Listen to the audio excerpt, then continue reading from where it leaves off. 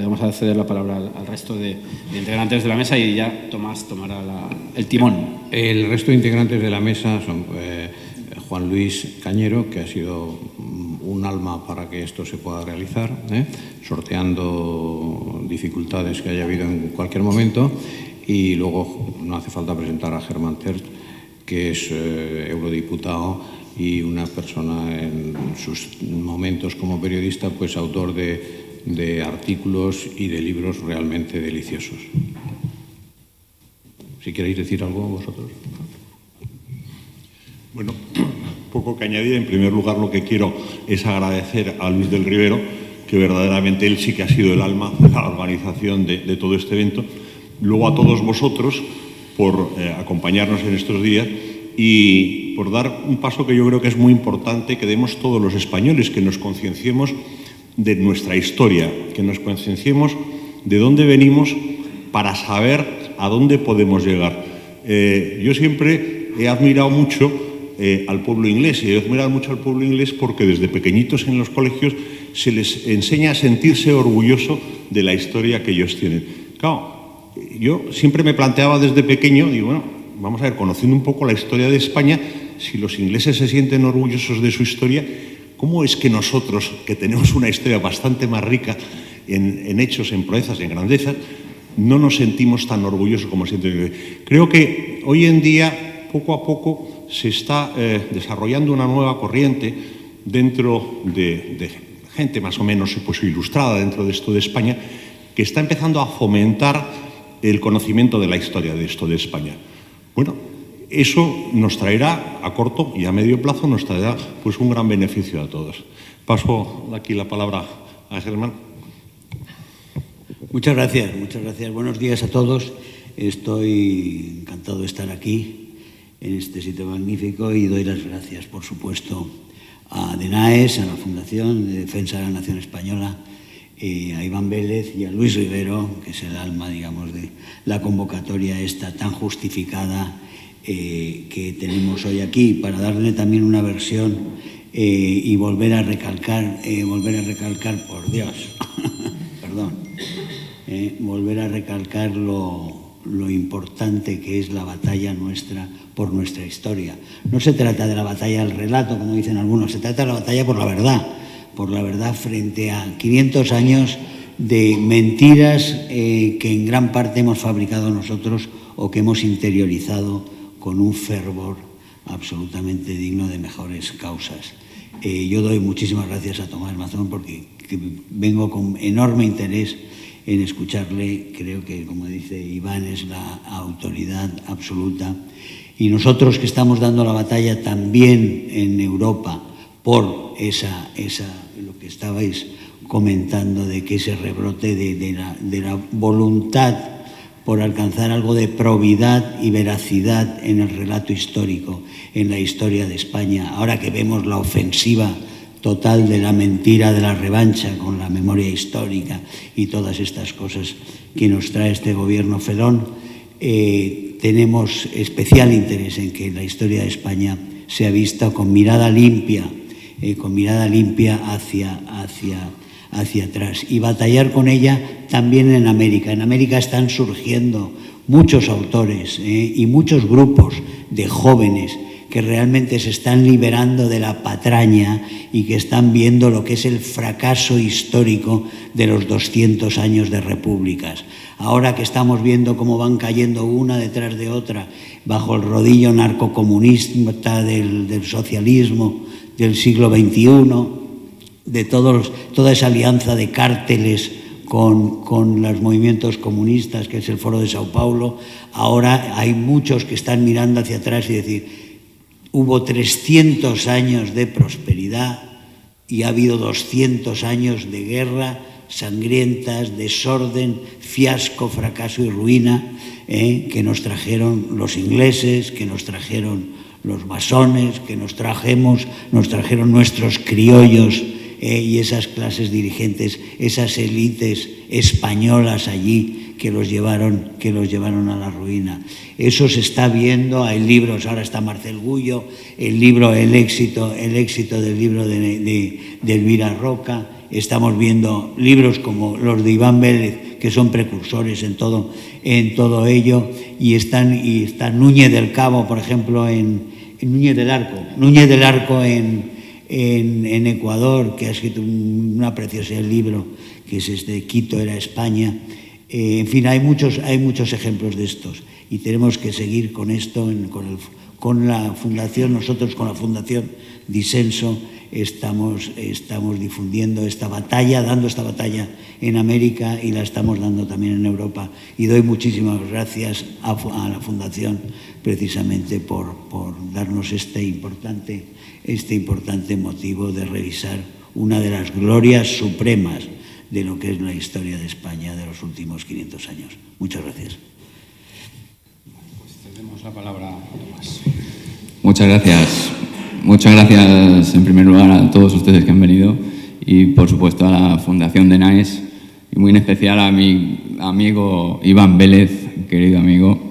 Y bueno, tengo un encargo muy bonito, que es contarles qué hizo Elcano. Yo llevo ya más de 5 años dedicando mi tiempo a tratar de hacer mi mejor esfuerzo por averiguar qué y por qué hizo Elcano, ¿no? Porque es una historia que cuando empezamos a saber de ella ya nos parece muy meritoria, ¿no? Dar la vuelta al mundo hace 500 años, no hace falta explicar el enorme mérito que tuvo y el esfuerzo que supuso. Pero es que es una historia que engancha, porque vamos a ir viendo cómo los condicionantes que tuvieron que ir superando hacen que el mérito siempre crezca. Así que vamos a ir empezando, porque es un viaje de 3 años. Así que es un problema siempre a la hora de explicar este viaje, que es tanto lo que hay que contar sobre él, que al final tienes que elegir qué no cuentas. Así que cada conferencia sobre esto es un resumen, ¿no? Bueno, en primer lugar, esta expedición no se organizó para dar la vuelta al mundo. Eso es lo primero, el primer concepto clave que tenemos, yo creo que claro, todos ya a estas alturas. Pero la expedición se organizó por el rey Carlos I de Castilla para localizar las islas de la especiería. Islas míticas desde antiguo, en las que crecían esas cotizadas especias por entonces, ¿no? Magallanes había pasado de Portugal después, no de ofrecer su proyecto de viajar hasta allí a su rey, cosa que habrán oído probablemente muchas veces. Magallanes simplemente discutió con su rey, que no le premió como él consideraba que merecía, y le pidió pasarse con otro rey con quien pudiera ser más afortunado. De tal manera que pasó a Castilla. Y ofreció entonces sí organizar una armada a las Islas de las Especias, donde él sabía ir. Él tenía un amigo allí que le había escrito cartas explicándole dónde se encontraban. Y ese era el gran valor de Magallanes. Para Castilla esto no era algo nuevo. El intento de alcanzar Asia desde Colón se había venido persiguiendo hasta entonces. Es decir, el proyecto de Magallanes de buscar Asia navegando hacia el oeste no era una pretensión nueva, era continuar con una vieja pretensión de Castilla. De tal manera que el gran valor de Magallanes en este caso, para que fuera atendido, no solo es atendido porque Magallanes ofrece una armada privada organizada por él mismo, y el rey comprende el interés estratégico y la hace suya. De tal manera que Magallanes ya no va a ser él quien organice esa armada, sino que va a ser la propia corona, a través de la Casa de Contratación de Indias de Sevilla. Vamos a ir viendo cómo el interés por la exploración y alcanzar las Islas de las Especias era tan alto que, y esto se sabe poco, no sé por qué, pero desde aquí, desde Sanlúcar de Barrameda, en septiembre de 1519 parten 2 expediciones con el objetivo de encontrar la especiería. La de Magallanes, pero también la de Gil González Dávila, que atención, se van al Istmo de Panamá, acarrean en los navíos otros tantos desmontados en las bodegas, los van a transportar por tierra hasta la costa del Pacífico, montan unos astilleros, construyen los navíos y empiezan a explorar el Pacífico desde aquella costa. Entre esas naves, otra nao Victoria. Es decir, durante la misma semana, porque esta segunda expedición zarpó una semana antes que la de Magallanes, desde Sanlúcar, había aquí atracadas 2 naos Victoria para hacer los viajes de exploración más impresionantes posibles de la época. La expedición zarpa con 5 naves, 247 hombres y esto es, en principio, lo que se pretende. Esta primera expedición de Gil González Dávila va a tener licencia para explorar una cantidad de leguas del Océano Pacífico. Magallanes, en cambio, tiene licencia para llegar al Maluco por donde él quiera. Y esto es importante. ¿Por qué? Porque no se sabía si había un estrecho. Esta expedición nunca podía estar prevista para dar la vuelta al mundo, porque sencillamente podía no haber manera de pasar al Pacífico por mar.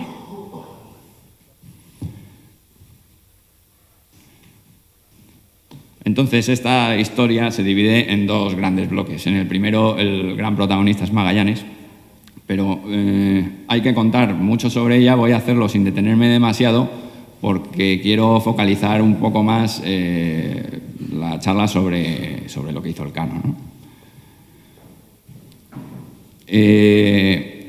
Con Magallanes, la armada de 5 navíos navega pegado a la costa africana hasta Sierra Leona. Allí se produce un primer enfrentamiento ya con Juan de Cartagena, otro de los capitanes, discutiendo sobre la derrota seguida. Se detienen 15 días en Brasil. Allí pasan 15 días, lo más parecido que pudieron tener a lo largo del viaje a unas vacaciones, una estancia plácida. Incluso allí resulta que es una curiosidad, había un piloto portugués a bordo, Juan López Carvalho, que al llegar a aquel puerto brasileño dice que él tenía un hijo allí, de un viaje anterior. Total, que lo van a buscar, se lo traen y aquel niño brasileño embarca a bordo de la Trinidad y viajará en la expedición. Es el primer americano que conocemos que viaje a Asia. Bueno, hasta entonces, la costa americana, buscando ese paso al Pacífico, había llegado a explorar hasta lo que hoy conocemos como Río de la Plata, el río de Solís, entonces. Allí había llegado en 1516 la expedición de Juan Díaz de Solís, el piloto mayor de la Casa de Contratación, que, enviado por el rey católico Fernando, había alcanzado aquel punto, pero allí lo atacaron, lo mataron e incluso se lo comieron. Así que el resto de expedicionarios tuvieron que poner rumbo de vuelta asustados, y ese era el borde del mapa conocido. A partir de ahí, el mapa estaba en blanco para los de Magallanes. Ellos, no obstante, exploraron el Río de la Plata por si todavía había alguna posibilidad de que aquello se tratara del paso que buscaban.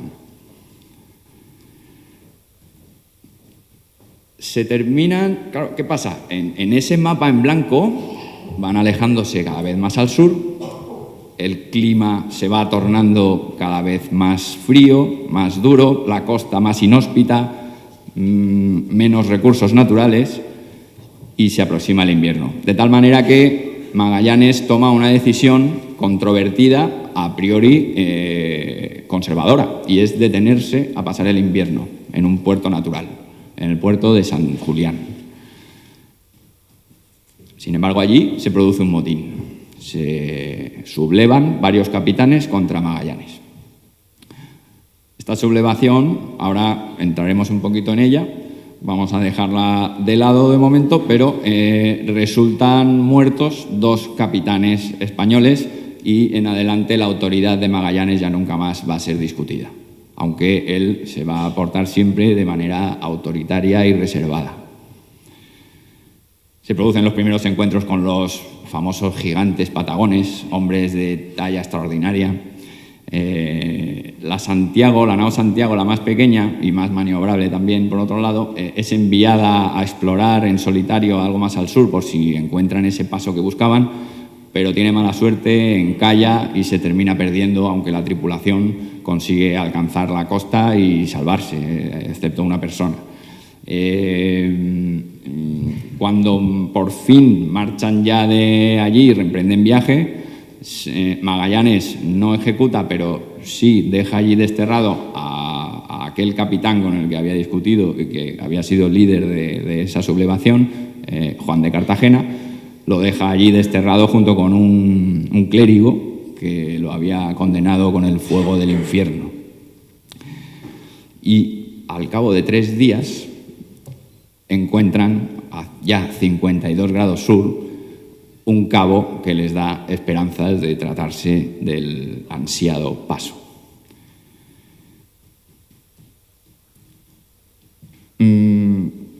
Normalmente habrán escuchado que ese motín se produce como una especie de rebelión de capitanes españoles contra el portugués, o hay otra versión que dice que había una lucha de egos muy potente entre Juan de Cartagena y Magallanes. Yo, después de darle muchas vueltas a este tema, les quiero leer una cita que a lo mejor les sorprende, ¿no? Porque decían así: en el estrecho hubo una nao que se tornó a España, a escondidas, la nao San Antonio. Y cuando llegaron esa gente, contaban así: parece que los dichos capitanes y oficiales, visto que iban por la costa delante sin tomar la derrota en busca del Cabo de Buena Esperanza, ojo, por África, y la isla de San Lorenzo, Madagascar, donde el dicho Magallanes les dijo que habían de ir, y se les pasaba el tiempo, acordaron de hacer un requerimiento a Magallanes para que, conforme a lo que por su majestad les era mandado y por las provisiones e instrucciones que llevaban parecía, siguiesen su viaje para donde habían de ir. Están hablando de la opción de ir por África a la especiería, La relación de Pigafetta, un italiano que embarcó porque quería ganar fama en el viaje, y por eso, cuando él sobrevivió y se dedicó a repartir relatos de su viaje por las cortes europeas, decía que Magallanes, al principio de su relación, en la primera página, Magallanes había resuelto abrir un camino que ningún navegante había conocido hasta entonces, pero se guardó muy bien de dar a conocer su atrevido proyecto, que llegó a realizar con la ayuda de Dios, por temor a que trataran de persuadirle, por los probables peligros que tendría que correr y por no desanimar a su tripulación. Pigafetta atribuye una buena intención de Magallanes por ocultar la derrota a seguir, como estamos viendo. Y aquellos de la San Antonio decían que Magallanes les había dicho que iban a ir por África, por el Cabo de Buena Esperanza. ¿Qué ocurre en el motín? En el motín lo que hay son diferentes criterios para el mejor modo de cumplir su misión. La misión era alcanzar las Islas de las Especias. No se sabía si había un estrecho. Y en la circunstancia de tener que decidir entre pasar muchos meses, como pasaron en la Patagonia, consumiendo víveres porque los recursos naturales eran escasos, y si después no había estrecho. O sea, la decisión de Magallanes de detenerse allí les forzaba a que ese estrecho terminara existiendo, porque en caso de que no lo hubiera, la expedición habría fracasado. Ya en el momento que quisieran reemprender el viaje hacia la especiería dirigiéndose por África, como era su obligación, ya no tendrían víveres suficientes para hacer ese viaje. Tendrían que haber vuelto a España. De tal manera que lo que estos otros capitanes sublevados, entre ellos no era capitán, pero Elcano también,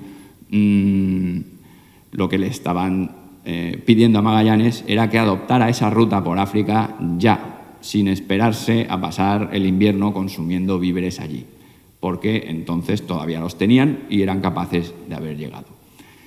Eso es la conclusión, la hipótesis que yo extraigo después de analizar todo este tipo de fuentes que no se suelen contar cuando a uno le cuentan el viaje, pero están ahí y hay que tratarlas. Y creo que con esto se entiende bastante bien los motivos del motín y todo esto. Magallanes no quería contar a los demás dónde estaban esas islas. Ese era su gran conocimiento y reservado conocimiento, su gran valor. Si Magallanes cuenta a los demás toda esa información, Magallanes pasa a ser prescindible. Pero si solo él es quien lo sabe, es imprescindible. Y eso lo sabe muy bien él. Bueno, la travesía del estrecho resulta que es una enorme proeza marítima, porque se trata de casi 600 kilómetros de vericuetos, canales, islas. Es un auténtico laberinto, además con un clima muy hostil. La longitud del día era enorme, no había casi noche para dormir. En fin, a cualquier navegante que conozca el estrecho, hoy todavía da mérito a hacerlo sin ningún incidente, ¿no? Entonces, hacer esto hace 500 años es una auténtica barbaridad. Como decíamos, la San Antonio se da la vuelta, así que ya solo les quedan 3 naves, que son las que consiguen alcanzar el cabo deseado, que llaman así, y adentrarse en el Océano Pacífico.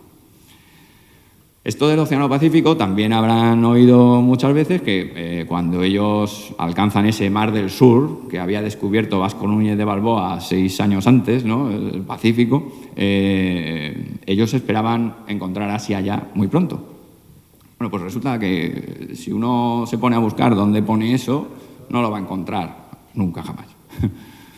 Y al revés, lo que se va a encontrar es que ellos contaban con que la anchura del Océano Pacífico era ya inmensa, lo cual, si lo pensamos, les otorga aún más valor. Se metieron al Pacífico sabiendo que al menos les iba a llevar 2 meses de navegación. El piloto Esteban Gómez decía que, ojo, porque tenemos comida, esto lo decía en el estrecho, tenemos comida para 2 meses y hay un gran golfo que pasar. Si nos tomasen algunos días de calmas o tormentas, pereceríamos todos. Dice bien a las claras que esperaban navegar 2 meses ya por el Pacífico. Bien, ahí entran ya con el abandono de la San Antonio, más ya las muertes que se habían producido en la costa americana. La expedición se ha visto reducida a 3 naos, la Trinidad, Victoria y Concepción, y 163 hombres. También tenemos en la cabeza que la navegación del Pacífico fue durísima, y así fue. Pero me gusta siempre relativizarla porque las que vendrán después van a ser mucho peores. No fue la peor de esta expedición. Sobrevivirá, de hecho, el 88% de la tripulación. ¿Vale? No es una mortandad extraordinariamente alta. Tuvieron una fortuna inmensa con los vientos que recibieron. Siempre fueron favorables y les permitieron navegar alrededor de 70 leguas al día. Eso es una situación anómala en los vientos del Pacífico, ¿vale? Tuvieron mucha suerte. Aunque, por otro lado, la mala suerte la recibieron con las islas que encontraron, que fueron muy escasas y de poco provecho. Solo 2 islotes. Ya después sí llegaron a la isla de Guam. Luego hay una cosa que demuestra a las claras que ellos ya conocían que el Pacífico iba a ser enorme, y es que ellos sabían que las Islas Molucas se encontraban en el Ecuador y, sin embargo, se separan de América 10.000 kilómetros hasta alcanzar el Ecuador. Si ellos hubieran pensado que estaban cerca de América, se habrían navegado en una dirección más al norte desde que salieron del estrecho. Y no fue así. De tal manera que más o menos superponiendo unos vientos relativamente parecidos a los que pudieron encontrar, esa es la derrota que siguieron.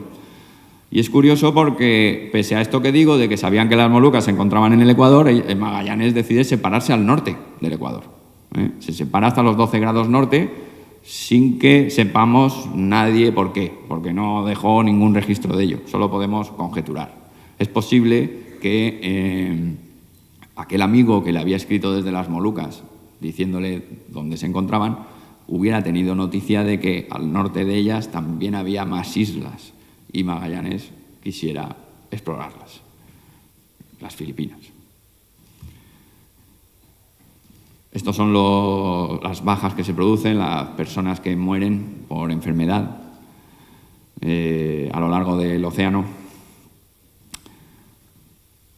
Y tardan 108 días en atravesarlo, que es una barbaridad.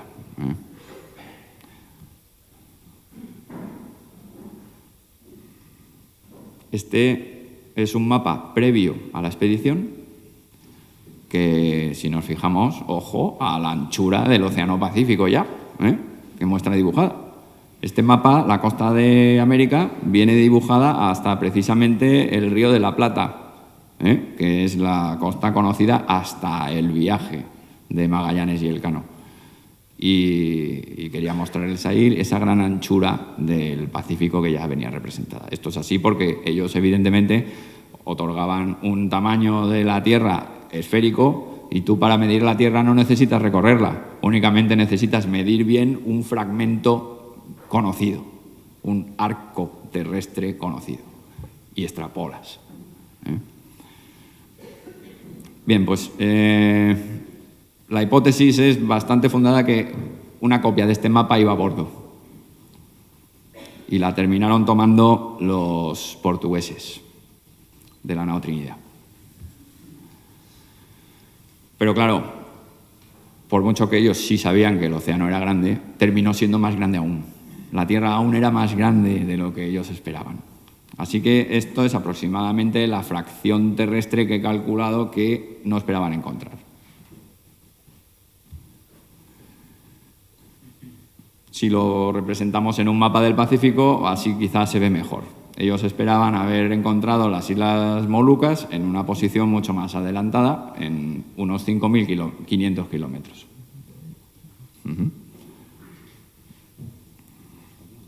En el lado español, efectivamente, porque, vamos a ver, no lo he comentado, el mundo estaba repartido en este momento con Portugal, en dos mitades, medio para cada uno. Esto, solo este hecho ya, o sea, es como una cosa impresionante, ¿no? Castilla y Portugal se reparten el mundo 2 años después del descubrimiento de América. Y la parte al este queda para Portugal. La oeste, que básicamente cubre América, queda para España, ¿no? Entonces, Magallanes afirmaba que esas Islas Molucas se encontraban tan alejadas por el lado portugués que ya sobrepasaban esa frontera contraria en el otro lado del mundo, el antimeridiano, lo sobrepasaban y quedaban dentro de la demarcación española. Y el rey lo que quería era que volviera dando noticia de islas descubiertas en el lado castellano. No le interesaba ninguna que quedara en el lado portugués. Era un requisito que las Islas de las Especias terminaran siendo castellanas. Ahí es donde represento el antimeridiano y la posición esperada del maluco, de las Islas Molucas. Pero, como decía, Magallanes se desvió al norte esperando encontrar otras islas. De tal manera que las encuentra. Las que llamó Islas de San Lázaro, que terminaron después siendo llamadas Filipinas. Magallanes muere al poco. Y esto lo decía Elcano. Elcano no era muy amigo de Magallanes. Como ya dije, había sido uno de los miembros de la parte amotinada en San Julián. Y cuando vuelve Elcano dice: contra la instrucción de su majestad fue el dicho Magallanes, y envió a los bateles a guerrear con toda la gente, para que los de las otras islas obedeciesen al rey de Cebú, Y ellos decían que obedecerían al rey nuestro señor y le darían parias, tributos, pero que al rey de Cebú no le habían de obedecer porque eran tan buenos como él. Magallanes sella una alianza con un rey local de Cebú y lo hace de tal manera que obliga a los reyes del entorno a pagar tributos a ese aliado suyo de Cebú. Y uno de estos reyezuelos a los que se les fuerza se niega porque él dice que no es menos que el rey de Cebú. No es que se niegue al nuevo orden, pero quiere él tener la misma importancia que el de Cebú. Así que Magallanes ataca el poblado de este rey, de Mactán, en una desproporción de fuerzas enorme. No se entiende además que rechazara la ayuda que le ofrecía el rey de Cebú, la ayuda militar, y termina muriendo en ese combate, en esa refriega.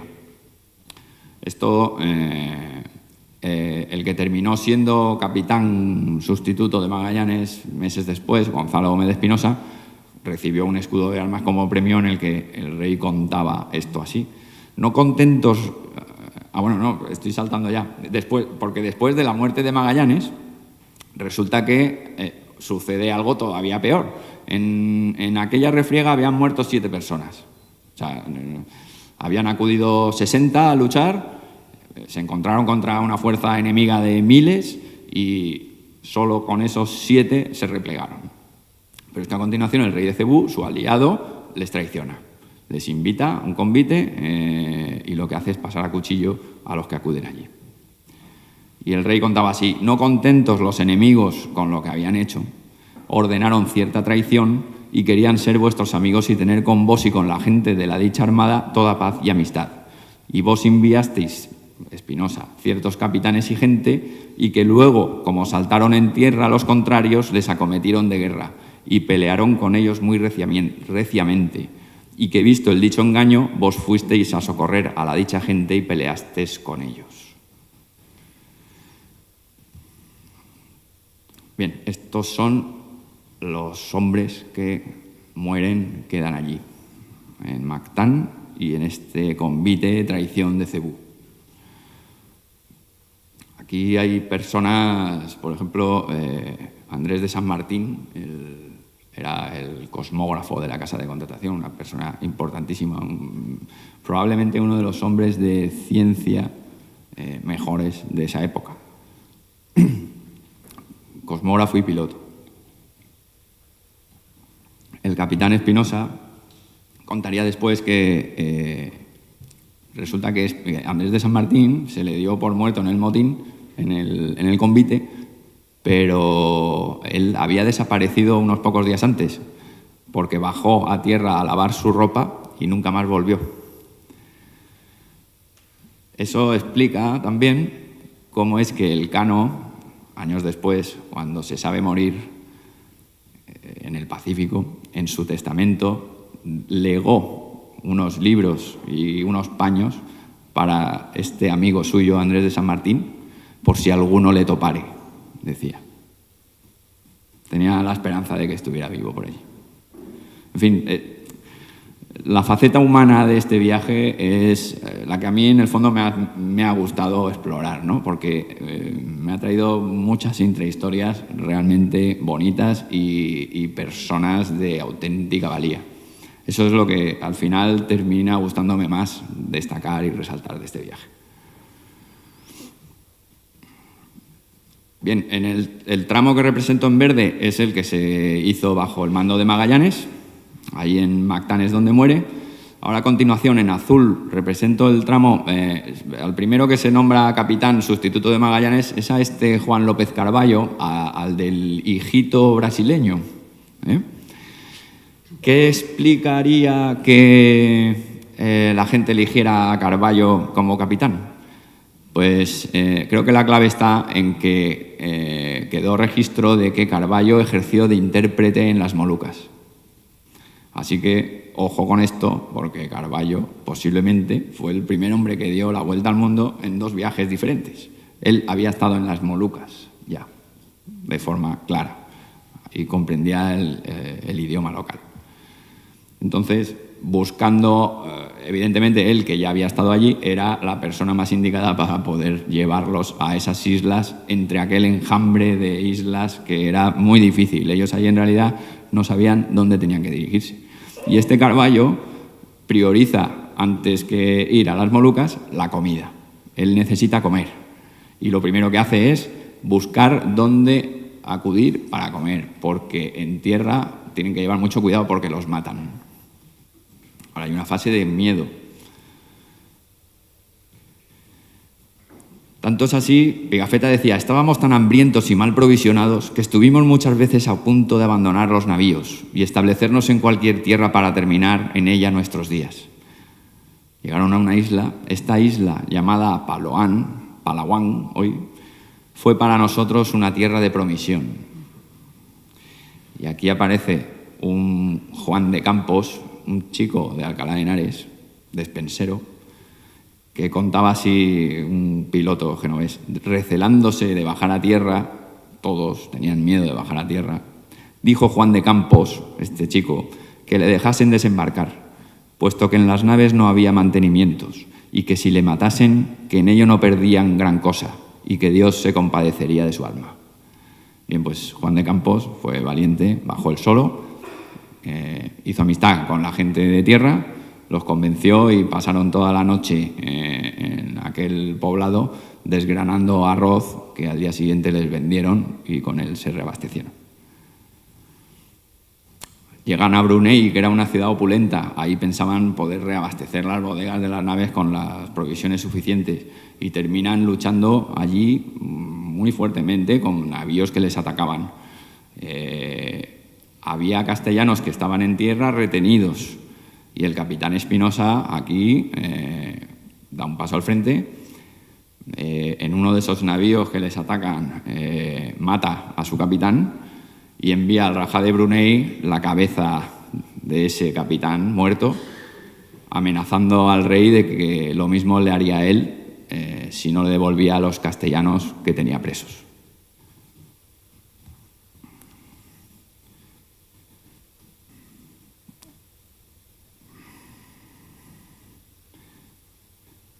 A partir de Brunei se dan cuenta todos de que este Juan López Carballo, el capitán general, no está obrando en servicio de su majestad. Ha mandado a su hijito a tierra, es uno de los que reclama Espinosa, lo ha mandado a tierra a comprar joyas, pero para él, no para el rey. Entre esto y que toma un harén de mujeres que venían en uno de los navíos que les habían atacado, pues todo esto escandaliza aquí a los demás y inmediatamente lo van a deponer.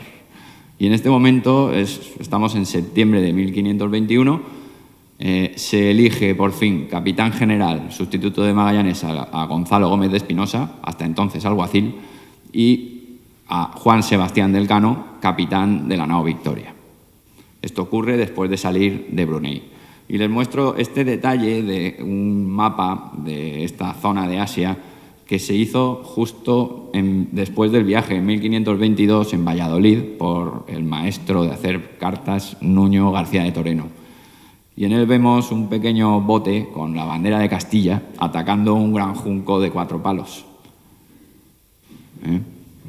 Ahí teníamos al capitán Espinosa haciendo las cosas además en servicio de su majestad, porque toda esta actuación que tuvieron aquí, en la que atacaron varios navíos, si nos leemos la instrucción que había dado el rey antes de partir, ellos la cumplen a rajatabla.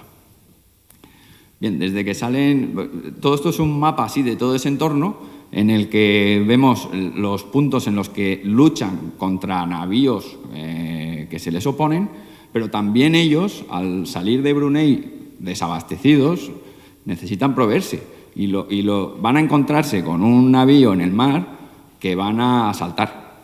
Lo asaltan, toman rehenes y tienen suerte porque viene alguien de la nobleza local por quien piden rescate y piden comida. Entonces, resulta que con esa persona hacen amistad, o sea, no lo maltratan. Hacen con él amistad y, de hecho, firmará amistades y paces que llegarán a Castilla, y aquel les hace llegar más comida incluso de la que habían pedido. Era el gobernador de Poluán.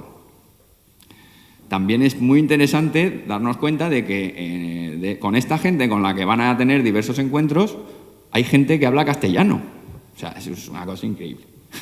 O sea, hay un moro que entiende algo de castellano. Se llamaba Paceculán, en Brunei. Después vamos a encontrar Uthman, vecino de Tidore, entiende algo de castellano. Un hombre que había en las Islas Molucas. Y luego, en la expedición, aparte de este Juan López Carballo, había una persona, Jorge Morisco, que era esclavo de Magallanes, él hablaba árabe, y se entiende con otra persona que hay en las Molucas que también hablaba árabe, persa, y en fin, entre todos hay una posibilidad de comunicación real.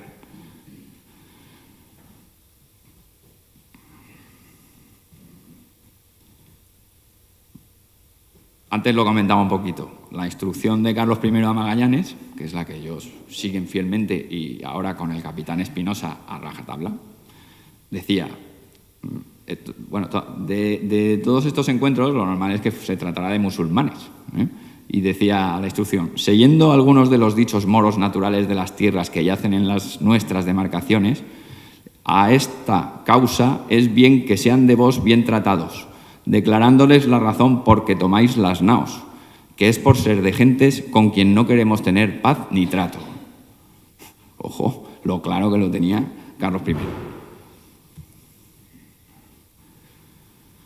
Sin embargo, ellos tenían cierta mala conciencia por obrar así, ¿no? Trataban bien, en el fondo, a estas personas. Ellos necesitaban pilotos que les supieran guiar hasta las Molucas. Por eso también necesitaban establecer contacto con gente que estaba en el mar y supiera guiarlo, ¿no? Y cuando llegan por fin a las Molucas, Juan Carballo decía que nosotros, todo esto que hemos hecho, lo hicimos por venir a las islas de Maluco y a su tierra, donde ahora estamos, y no por hacer mal a ninguno. Tenían esa mala conciencia, ¿no? Se ocupan de que la gente que habían tomado a bordo de las naos, el rey de Tidore la devolviera a sus tierras, ¿vale? Excepto algunos que embarcan camino de España.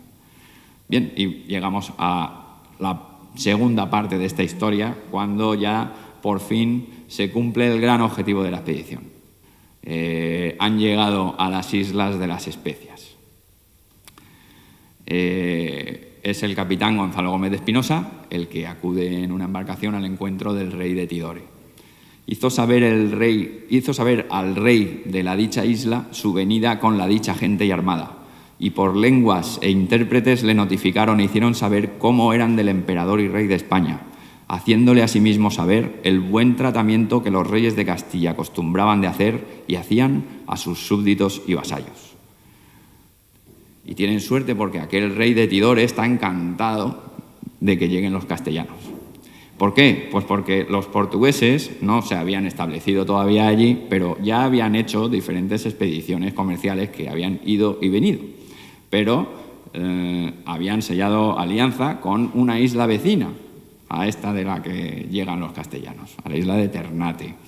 Entonces, claro, con la llegada de estos, que resulta que no son portugueses, él ve la posibilidad de que su isla gane la misma preponderancia que la vecina, que la había ganado gracias a ese trato con los portugueses. Bien, y sobre todo vamos a tratar ahora de qué ocurre, porque aquí es donde se gesta la vuelta al mundo. Están al otro lado del mundo y ahora hay que decidir volver. Hay que tomar la importantísima decisión de por dónde volvemos. Y aquí es donde el Cano va a tener un papel brillante ya, ¿no? En principio, los dos capitanes, como vamos a ver. En primer lugar, resulta que allí, al poco de llegar los castellanos, aparece un portugués. Era el único portugués que había en esa isla vecina. Y les cuenta que hacía pocas semanas habían llegado unos juncos portugueses para obtener noticias sobre ellos. El rey de Portugal había ordenado dar caza a los de Magallanes en todos sus dominios. Y de tal manera que poco antes de que ellos llegaran había llegado a una patrulla por ahí. De esta manera, ellos allí no estaban tranquilos. No era un lugar seguro, porque en cualquier momento podían volver los portugueses. Bien, otro factor, otro condicionante que ellos tenían allí era el viento reinante. Todo el sureste asiático está dominado por los ciclos del monzón, que es un clima muy curioso. En aquel entorno lo que genera son 6 meses de un viento hacia un lado y 6 meses del viento al opuesto. Entonces, en ese momento, ellos estaban en diciembre, el viento les permitía viajar o bien al este, hacia América, o hacia el sur, pero nunca hacia África. Tendrían que haber esperado hasta mayo para zarpar con viento favorable dirección África. Aquí lo muestro más o menos con los vientos que cualquier día de invierno podemos ver que todavía a día de hoy se encuentran allí, ¿no?, en ese entorno. Sin embargo, bueno, el propio Elcano decía esto, aunque no lo expresa claramente, pero hablaba de los monzones cuando él le cuenta después al emperador. Pasado el tiempo de que las naos navegaban para Java y Malaca estaban en Asia. Es decir, Elcano ya habla de que había pasado el tiempo, había cambiado el ciclo del viento en que las naos iban para Java y Malaca, para Asia. Pero, pese a ello, determinamos de morir, o con gran honra al servicio de tu alta majestad, por hacer la sabedora del dicho descubrimiento, con una sola nao partir, estando tal de bromas como Dios quería. La broma es un molusco que ataca a la madera en aguas tropicales y le causa un debilitamiento estructural que es fácil que la hagáis a pique, pero antes de eso va a crear la necesidad de estar constantemente sellando fugas de agua en la nao. Eso va a ser un condicionante grave. También sobre esto de los monzones, el testimonio del grumete Martín de Ayamonte contaba que el rey de Tidore les dio un piloto, el cual les llevó a Timor por ser monzón, les llevó al sur, a la isla de Timor. Eran unas aguas difíciles, con muchas islas, y ese era un navegante experto que les ayudó a llegar hasta Timor. La crónica de Fernando de Oliveira también abunda en esto de los monzones. La otra nao que permaneció en el Maluco para reparar su vía de agua, la Trinidad, ahora hablamos de esto, porque era invierno en aquella tierra y los vientos soplaban de poniente, ordenó tomar la vía de Levante. La nao Trinidad, la otra nao, se va al Levante, a América, porque los vientos son favorables. Es decir, esa nao que se ha averiado en las Islas Molucas, la nao Trinidad, resulta que por causa de esta premura en necesitar zarpar porque vienen los portugueses, se decide conjuntamente que la nao Victoria zarpe sola y la nao Trinidad, una vez se repare, meses después, hará su viaje. Pero no por la estela que ha dejado la nao Victoria, sino por América. Porque por entonces los vientos permanecerán todavía siendo los del ciclo del invierno. Van a partir en abril, que todavía hay monzón de invierno.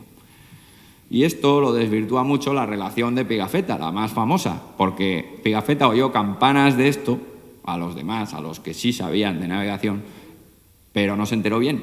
De tal manera que lo que nos cuenta él desvirtúa y desmerece todo esto, porque él decía: podríamos hacer el viaje con el Victoria solo, que no tardaría en partir aprovechando los vientos del este que empezaban a soplar.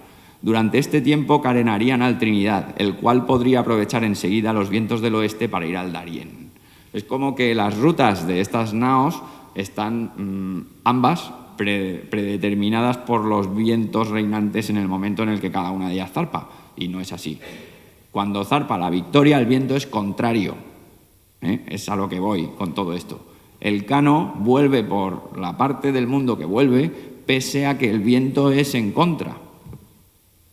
Es la nao Trinidad la que sí quiere aprovechar ese viento para que les ayude como favorable para dirigirse a América.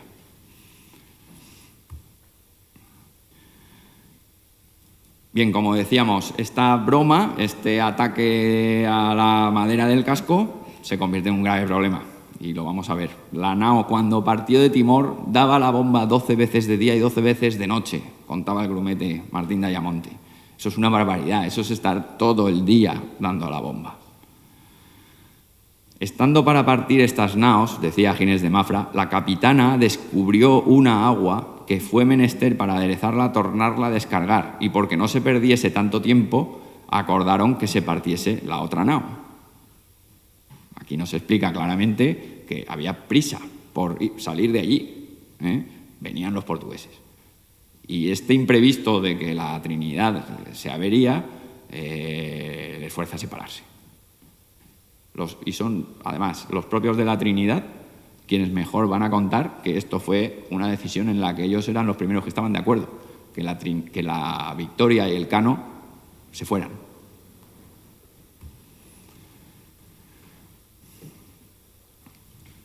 Y aquí vemos al Cano cómo se erige en el auténtico cerebro del viaje de regreso.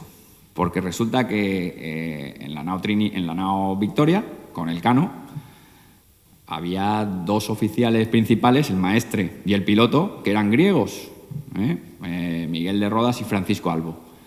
Y ellos quisieron venir por Malaca, y el capitán, que era vizcaíno, no quiso.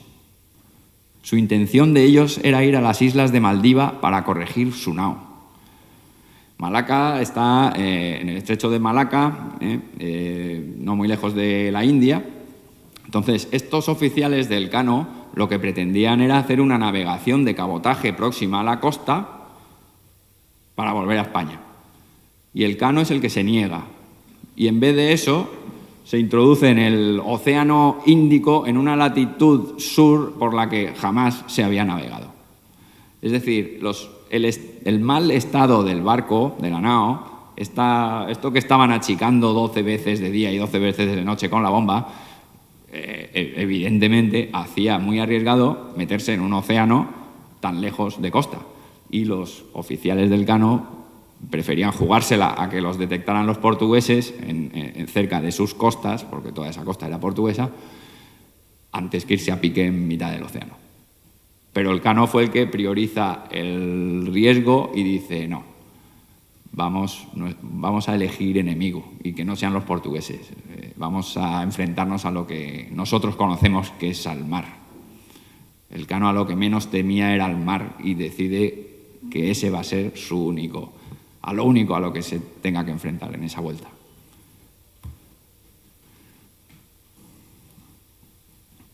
Además, todo este camino, él no lo elige, como decía al principio, buscando una vía más conservadora, porque eso es algo que se ha solido decir. Yo hoy me acerco a una librería y seguro que encuentro algún libro en el que dice que el Cano ya volvió por la parte conocida del mundo, como desmereciendo lo que hizo. Y para mí es al contrario.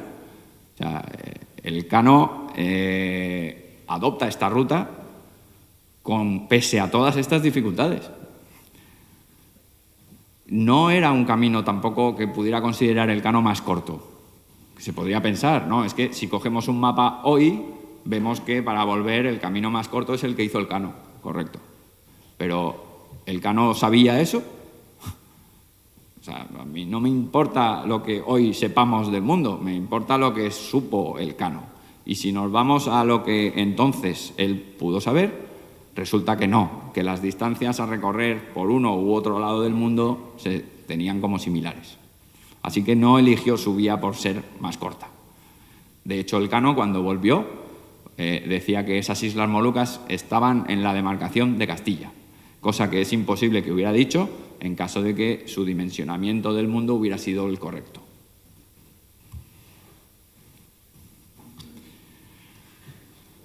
Y Gonzalo Gómez de Espinosa, al igual que el Cano, cuando volvió, también decía, y además lo decía porque Espinosa, como decíamos, era alguacil. Era un hombre de armas, un hombre educado en el arte de la guerra, él no era un marino, pero era el capitán general. Y cuando volvía decía, este testigo no es piloto, aunque se le entiende harto del arte de navegar y del dicho viaje de los malucos. Y vio a los pilotos y maestres de las dichas naos, así portugueses como castellanos y extranjeros, por sus cartas, astrolabios, cuadrantes y otros instrumentos, hacer su cuenta de los dichos grados y leguas, y todos conformes decían que los dichos malucos estaban en los límites y demarcación de la corona real de Castilla. Lo tenían claro, las Molucas estaban en la parte castellana. Así que si representamos esos viajes pretendidos de regreso de una nao y de otra, sobre una cartografía previa, como ya dijimos, el mapa este de los Reinel, vemos que las longitudes así aparentemente no parecen muy distintas por uno u otro sitio, ¿no? Parecen similares. Si hacemos el mismo ejercicio en el mapa del mundo que se hace en la casa de contratación inmediatamente después de que venga Elcano, la sensación es la misma. Es decir, Elcano no tomó su vía por ser más corta. Es a lo que voy. Y aquí viene el condicionante clave. Puesto que la vía del oeste implicaba adentrarse en el hemisferio bajo el dominio portugués, ¿qué pasaba? Elcano tenía que volver a España sin escalas. ¿Vale? Así que ahí tenemos el grandísimo condicionante para Elcano. El regreso, media vuelta al mundo, será sin escalas. Y así lo decidió. ¿Por qué? Los otros compañeros no adoptaron esa decisión. Volvieron a la costa, querían volver a la costa española conocida más próxima, la de Panamá. Bueno, aquí se va a producir esa despedida, que a mí es un momento que me resulta muy emocionante, ¿no? La despedida de ambas naos allí en la especiería, cuando por fin zarpa la nao Victoria, quedan allí con la nao Trinidad averiada, y nos lo contaba así de bonito Pigafetta. Tuvimos que esperar a que nuestros compañeros que quedaban en el Maluco escribieran las cartas que querían escribir a España, y así no pudimos salir hasta el mediodía. Una de esas cartas la mandaba el capitán Espinosa a la familia de Magallanes. Espinosa había sido alguien fiel a Magallanes, siempre. Y tenía el detalle de notificarles por carta cómo se había producido la muerte del capitán. Esta carta la entregó en persona Elcano cuando llegó.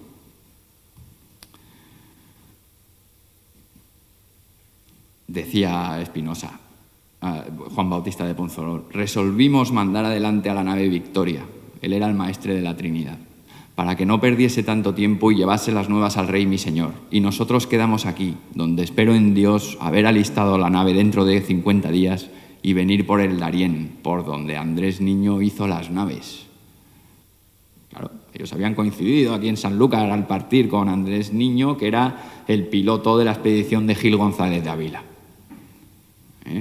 Y van a buscar a esos compañeros con los que habían estado aquí al zarpar. Buscaban los de la Trinidad a esa gente que sabían que iban a estar en Panamá, construyendo y explorando aquella costa, los mismos con los que habían coincidido. Como ven, es una historia que se va transformando en apasionante, ¿no? O sea, los de la Trinidad se van a buscar la ayuda de los compañeros que tenían aquí cuando zarparon. Y ese momento de la despedida, entonces los barcos se despidieron con una descarga recíproca de artillería. Nuestros compañeros nos siguieron en su chalupa tan lejos como pudieron y nos separamos al fin llorando. Llevaban 2 años, el compañerismo ya había crecido, era muy alto, habían estado al límite muchas veces y ahora esta separación era dura. Todos lloramos, decían.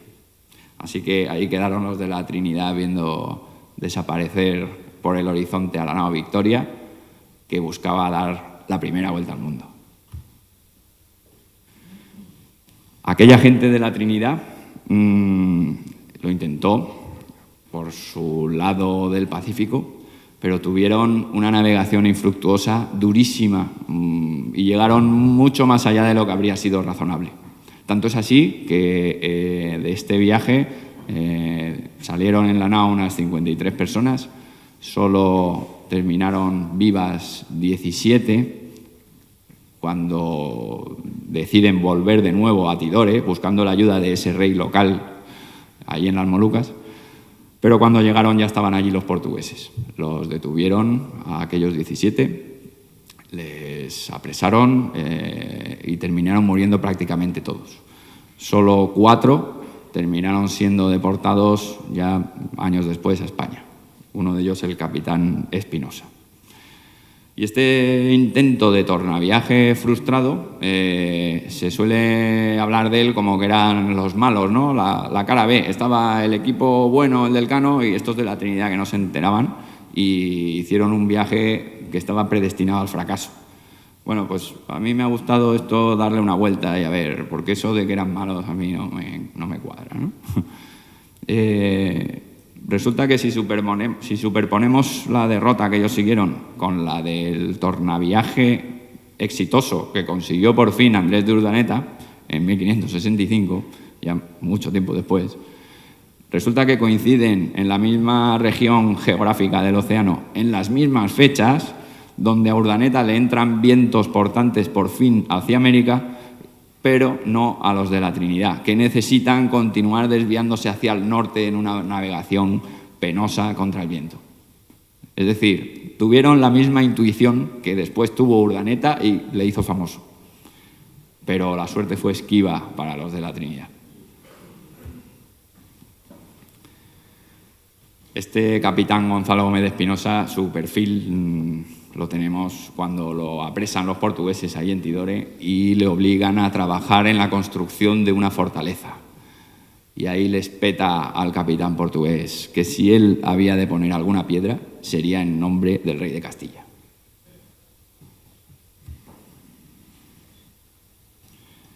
Bien, vamos a hablar del regreso de la nao Victoria.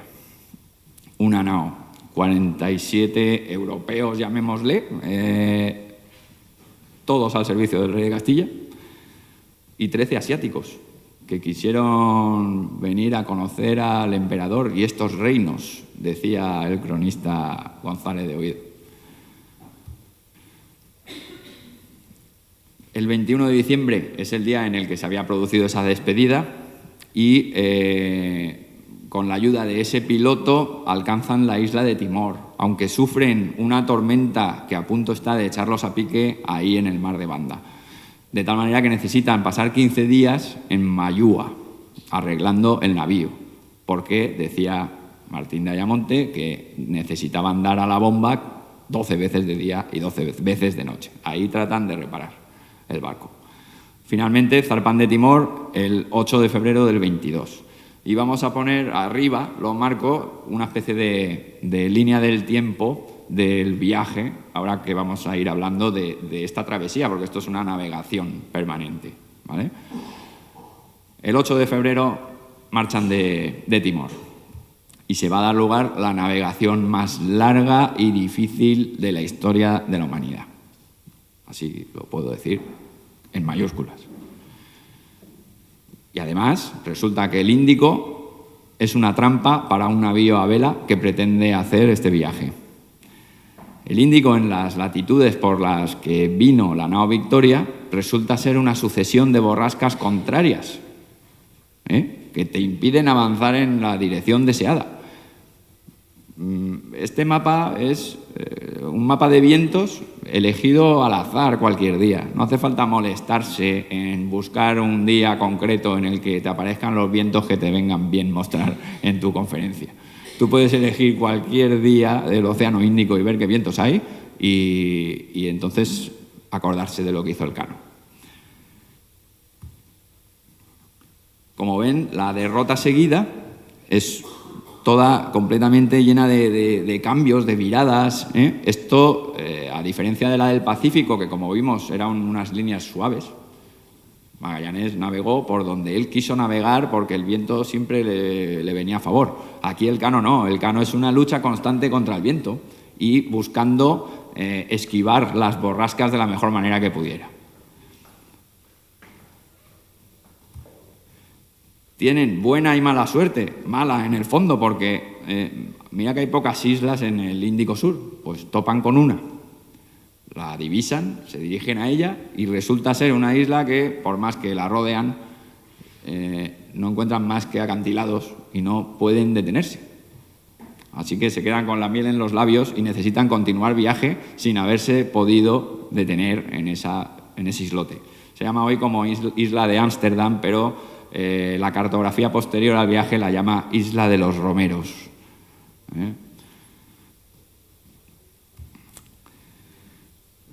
Va pasando el tiempo, ya llevamos 2 meses, ¿vale?, en el Océano Índico. A 16 del dicho, de abril, no tomé el sol. Eso quiere decir que no fue capaz de medir su altura, su latitud. Midiendo la altura del sol, ellos determinaban su latitud. Así que no medían el sol porque estaba nublado, no sabían en qué latitud estaban más que por estima. Y estuvimos al reparo, detenidos, desde el día pasado. Y el viento era oeste, contrario del que necesitaban. Y íbamos la vuelta del norte, viramos al norte, con mucho mar y viento, y estuvimos hasta los 21 del dicho. Ojo, desde el 16, que ya llevaban desde el día anterior, desde el 15 hasta el 21, detenidos en una tormenta, bregando contra la ola, con el trapo recogido y nada más que... hay que vivir una semana entera así. Pero es que este no fue un único episodio aislado de mala mar que tuvieron en esta navegación. Hubo muchos. Este en concreto es el tercero ya. Estaban en abril. Bien, poco a poco van superándolo. Se van acercando. Y ojo porque yerran aquí. Van a pensar que van a haber superado el cabo cuando todavía no es así. A los 4 del dicho, de mayo, el cabo me está al noroeste y paso largo de él 20 leguas. Ese día, creen que a mediodía están ya muy próximos al cabo y terminan superándolo. Así que el cano manda virar y, pensando que está ya en el Atlántico, viran hacia el noroeste y se topan con tierra, topan con la costa de Sudáfrica, cosa que no pretendían en absoluto. A los 8 de mayo no tomé el sol, mas según el camino que hicimos pensábamos estar adelante del cabo. Y este día vimos la tierra, y así vimos que estábamos atrás del cabo, no habían llegado aún al cabo, obra de 160 leguas, en derecho del río Infante, directos hacia el río Infante, largo de él 8 leguas. El río Infante es donde había llegado Bartolomé Díaz en el viaje en que descubrió el Cabo de Buena Esperanza. Ya no siguió, desde ahí se volvió. Y curiosamente descubrió el cabo a la vuelta, que a la ida lo había superado tan separado que ni lo vio. Bien, esto de superar el cabo ahora se torna dramático. Ellos, hay que imaginarse la situación, estaban haciendo la navegación buscando alejarse siempre de la costa para no ser detectado por los portugueses. Y involuntariamente se encuentran en costa. Con lo cual, lo primero que piensan es, nos van a encontrar, hay que irse de aquí. A los 9 del dicho tomamos la tierra y surgimos. Claro, paran, o sea, surgir es anclar. Y la costa era muy brava, y así estuvimos hasta otro día. Y el viento nos saltó al sudoeste y por medio hicimos vela.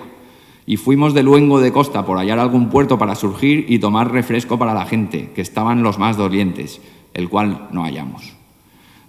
Así tomamos la vuelta del mar por estar en ello nuestra libertad.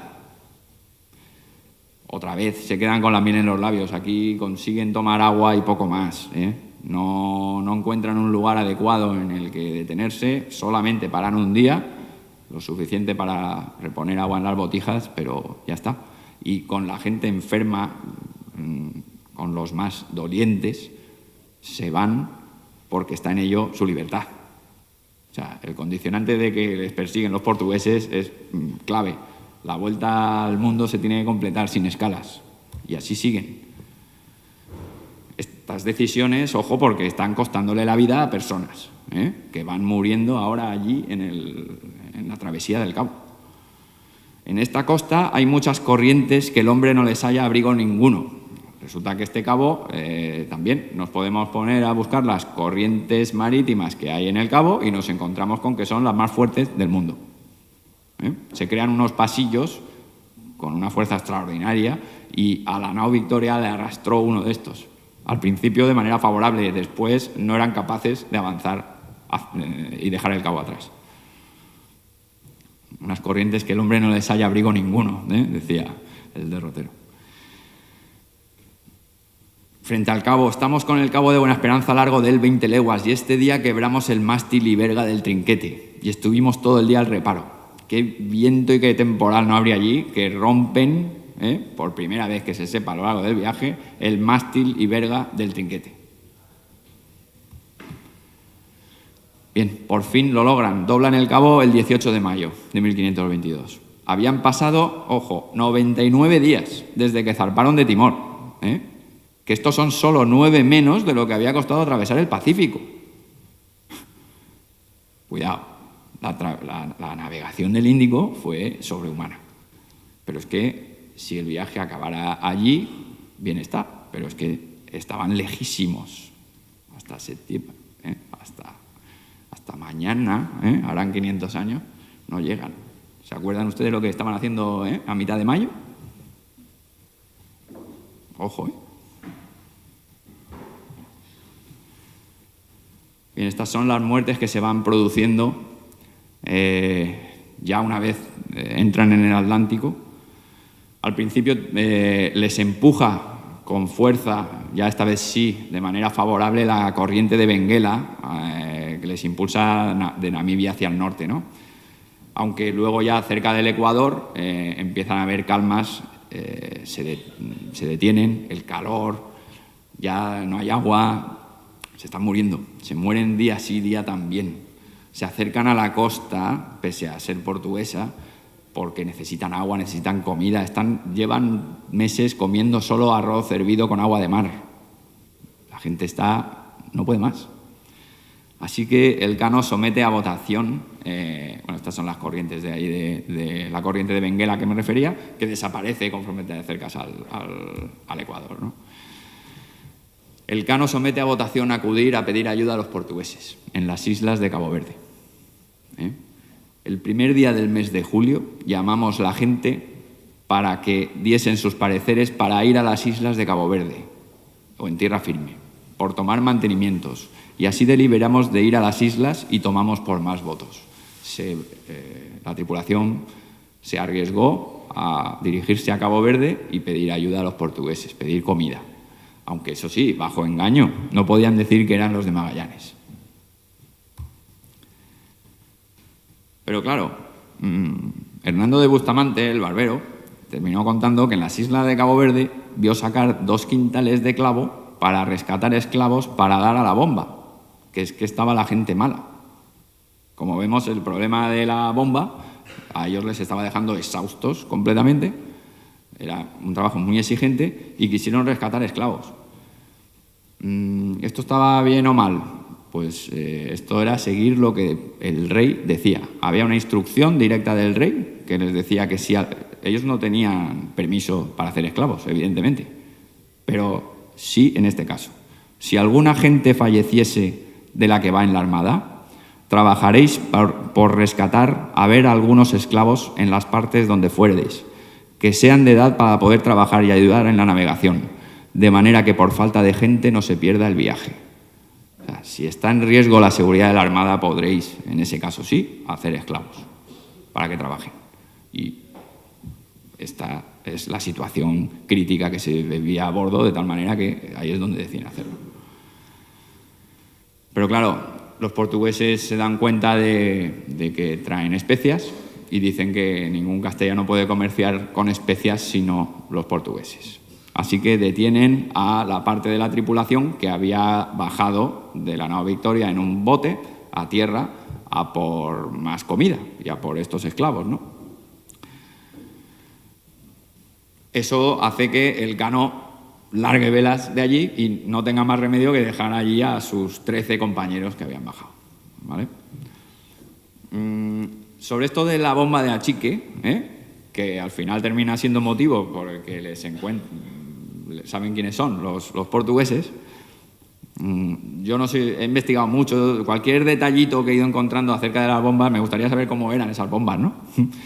No soy capaz de hacer un croquis todavía de una bomba de estas, pero sí que resulta muy bonito ver que Diego Rivero, el cosmógrafo de la casa de contratación, inventa una bomba de metal con un gran caudal. Y ahí nos hacen un experimento, la mandan en un navío a América y cuando vuelven interrogan a los marineros a ver qué tal les había ido.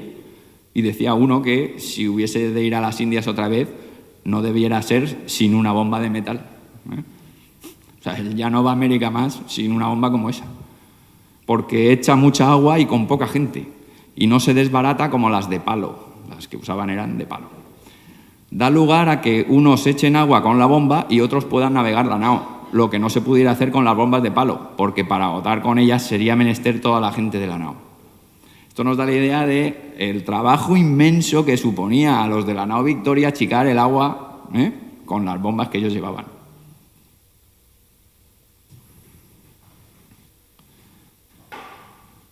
Bien, ahora la vuelta ya del Elcano, el último tramo del viaje hasta llegar a España. Resulta que el Elcano traza un enorme arco, se abre hacia mitad del Océano Atlántico, en vez de venir por las Canarias.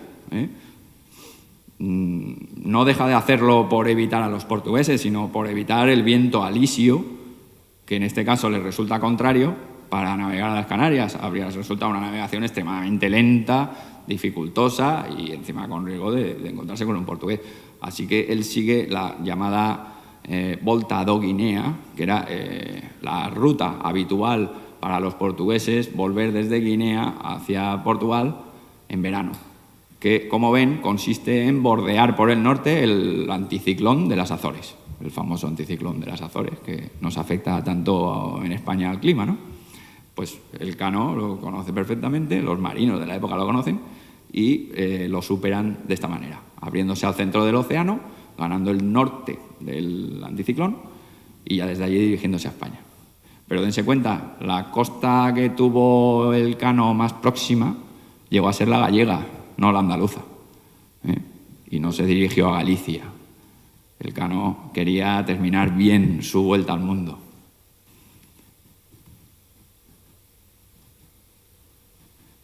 Y así, con grandísimo... Esto lo escribió el día que llegó a Sanlúcar, mañana 500 años. Y así, con grandísimo trabajo de la bomba, nuevamente, que de día y de noche, de dar con dos bombardas nunca cesaban, estando flacos como jamás hombres estuvieron, con la ayuda de Dios y Santa María, pasando los 3 años, llegamos.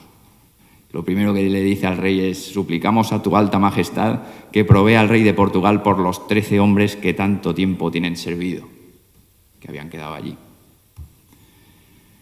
Y la gran frase que da sentido a esa vuelta, a ese viaje sin escalas, que no era más corto, tenía vientos contrarios, ese viaje de vuelta, el Elcano lo resume diciendo: mas saberá tu alta majestad lo que en más habemos de estimar y tener, es que hemos descubierto y redondeado toda la redondeza del mundo. Haber conseguido los objetivos de la expedición no era a lo que el Elcano daba el mayor mérito, no era de lo que más orgulloso se sentía, sino, le explicaba al rey, que lo verdaderamente bueno y valioso que ellos habían logrado era haber dado la primera vuelta al mundo.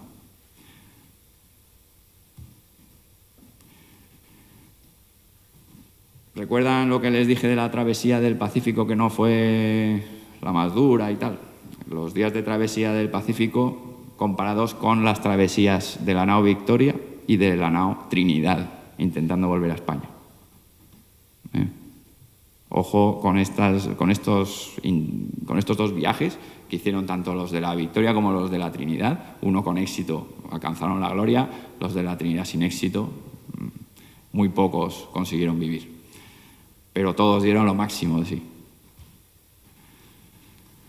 Cuando llegan a Sevilla, desembarcan descalzos, con cirios en la mano, y acuden a dar gracias a la Virgen de la Victoria y a la Virgen de la Antigua.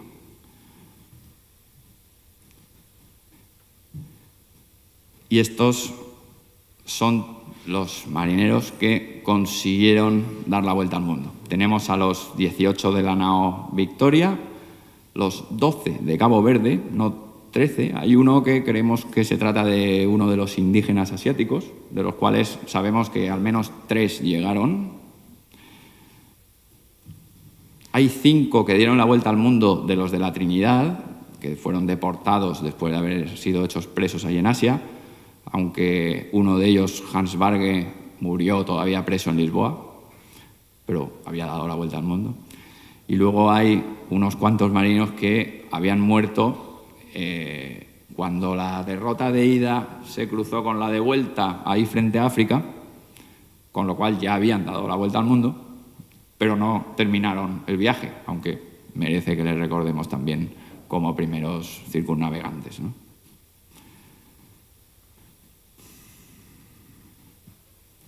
Después de este viaje, quizá cualquiera de nosotros bajo la mentalidad moderna, después de haber conseguido fama, honor, reconocimiento, dinero, que fue lo que le pasó al Cano, ganó todo eso, pues nos habríamos retirado, ¿no? Habríamos pasado a disfrutar de lo que la vida nos ha dado. Pero el Cano, al cabo del mes, todavía flaco como jamás hombre estuvo, lo que hace es pedir al rey que le vuelva a enviar a las Islas Molucas. Se ofrece como capitán de la siguiente armada que organice el rey de Castilla.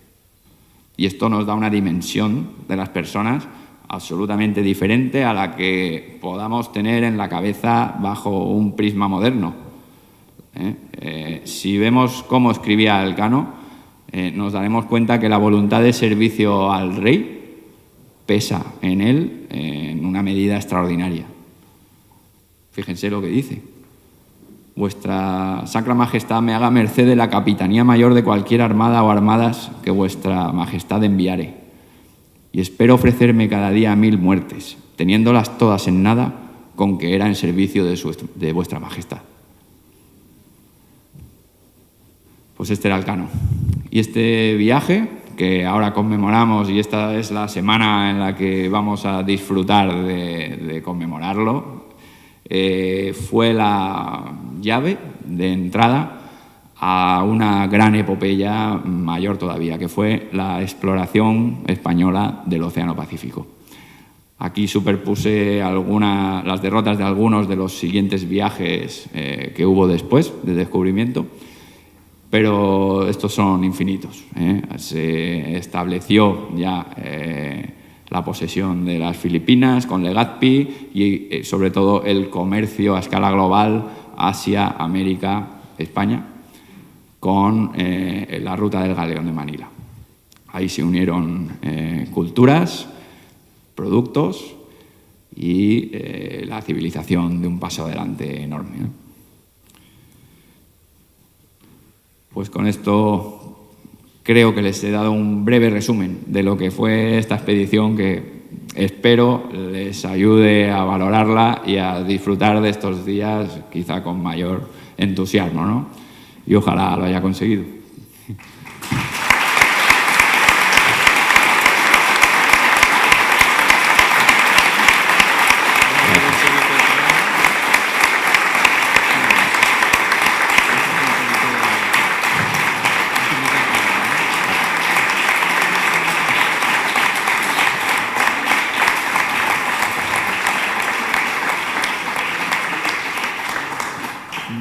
Después de esta magnífica conferencia de Tomás, vamos a abrir un turnito de palabras con la debida brevedad y concisión que se debe respetar en estos casos. Por cierto, aprovecho también para decirles que al fondo de la sala tienen información, hay que meter la cuñita publicitaria de DENAES por si alguien quiere sumarse a este proyecto. Así que bueno, pues manos levantadas.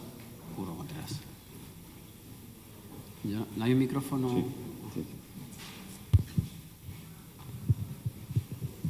Bueno, de todo, enhorabuena por la extraordinaria exposición. Me voy a comprar el libro, desde luego me ha gustado muchísimo. Y tenía en la mente 3 o 4 dudas con las que me he quedado. Hablaste de una disputa entre Cartagena, uno de los capitanes españoles, y Magallanes en Tierra del Fuego, sobre si continuar por la ruta del Pacífico, buscando las Molucas por el Pacífico, o por África. Eso es lo que no entiendo. Es decir, la ruta por África ya estaba explorada y apropiada por los portugueses, según has confirmado después, desde Vasco de Gama, ¿no? De Vasco de Gama llega a la India, los portugueses se establecen en la India, etc. Y según has dicho después, incluso llegan a las Molucas. Los portugueses ya están en las Molucas. Luego, ¿de qué se trata? ¿De abrir una nueva ruta castellana? Quiero decir, ¿cómo se planteaba la duda entre una y otra? Sí, la de África ya estaba en manos de los portugueses. Es decir, tenía razón Magallanes, ¿no? Había que tirar por el Pacífico. Segundo, los dos enigmas estos extraordinarios en Filipinas, el rey moro, que entiende un poco de castellano. ¿Qué explicación posible le ves tú a eso? Y lo que dijiste también de un marinero español que ya había estado allí, o sea, que ya había circunnavegado el mundo, creo que has llegado a decir. Ese era portugués. Era portugués. Sí, sí. Pero que ¿tienes alguna información más sobre esto? Ese viaje misterioso. Juan López Carballo, no. Ninguna crónica portuguesa recoge la vida previa al viaje de Magallanes que pudo tener Juan López Carballo. Solo hablan de que era alguien muy experimentado y que conocía la lengua del Maluco. Con lo cual, ¿qué viajes había portugueses que hubieran alcanzado el Maluco? Porque solo había 3. Desde la India, ¿no? Claro, desde la India. Desde Malaca, sí, de India a Malaca. Ellos habían hecho 3 exploraciones en las que habían llegado a las Molucas, habían cargado los navíos de especias, pero se habían vuelto. En el primero de ellos había quedado allí ese amigo de Magallanes que le terminó escribiendo cartas. ¿Cómo le escribe las cartas? Pues cuando al año siguiente vuelve otra expedición comercial portuguesa a las Molucas y encuentran allí a aquel portugués, amigo de Magallanes, envía a los 8 o 9 que habían quedado con él, quién sabe si uno de ellos no era este Carballo, Juan López Carballo, con las cartas que le terminan llegando a Magallanes.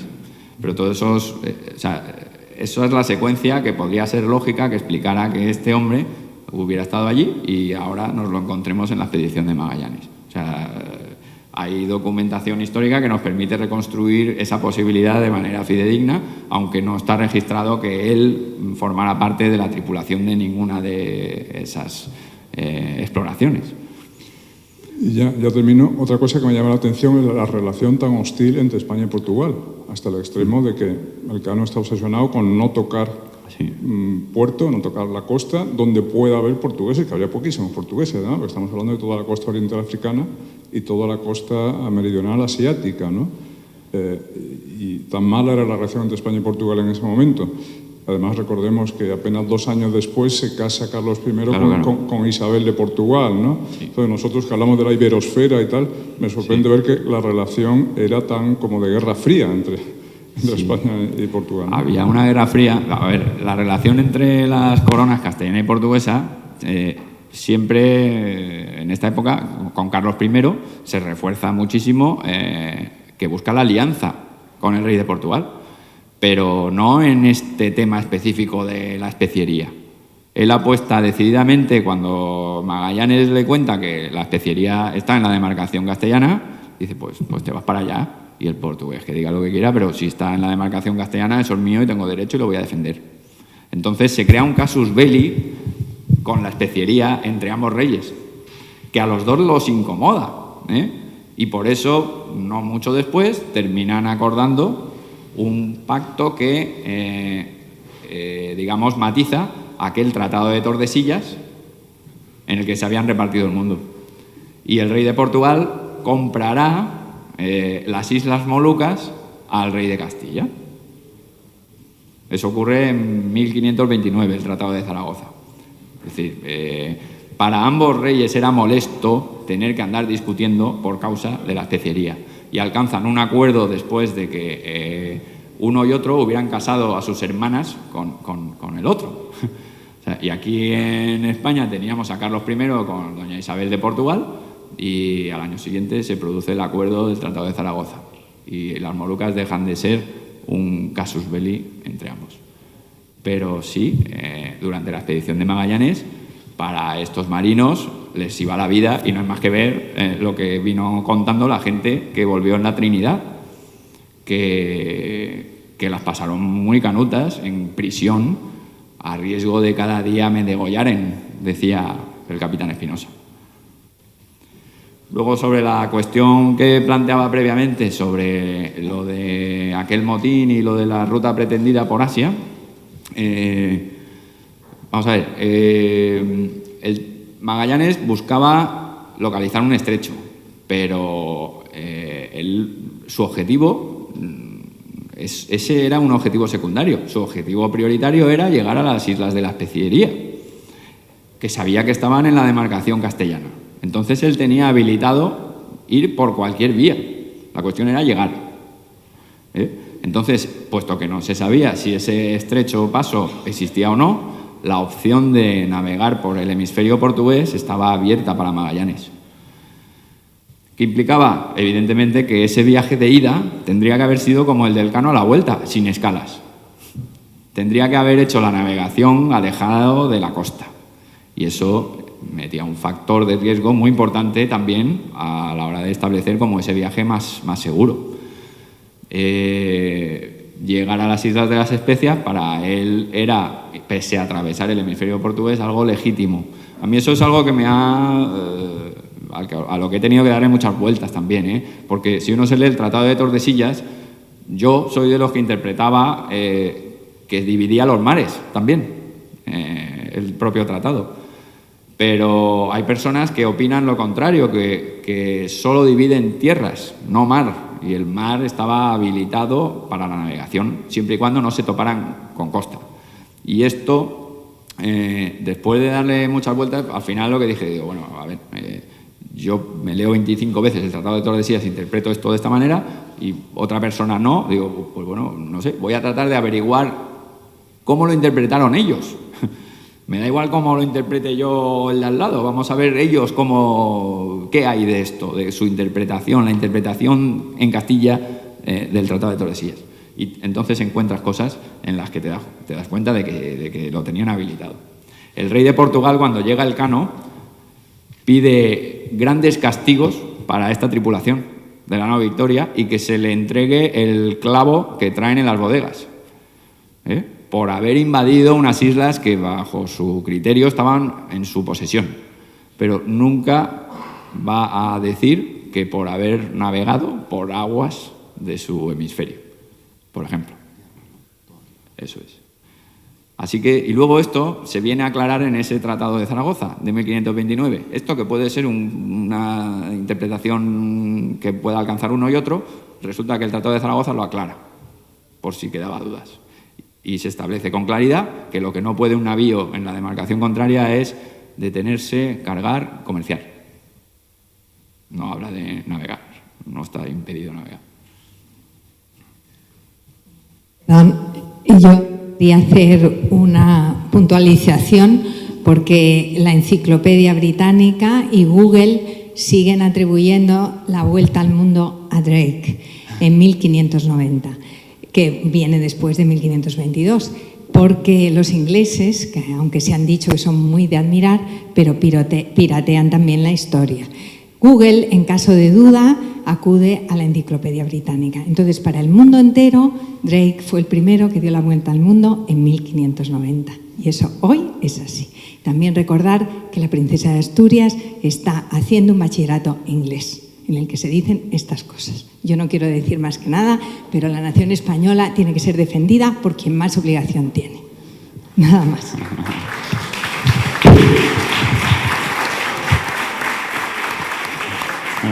Hay un dato, cuando Drake dio su vuelta al mundo, había ya 190 personas que la habían dado a bordo de expediciones castellanas. Bueno, muchísimas gracias, Tomás. Interesantísima la conferencia y aunque son muchas las preguntas, me ciño a una por la brevedad. Gracias. Quería preguntar, cuando has comentado que creo que era en las Islas Molucas o en Cebú, les explican a los reyezuelos el poder de la corona de Castilla, etcétera y demás. Y ahí has comentado de pasada que había uno, me ha parecido entender así, que hablaba algo de castellano.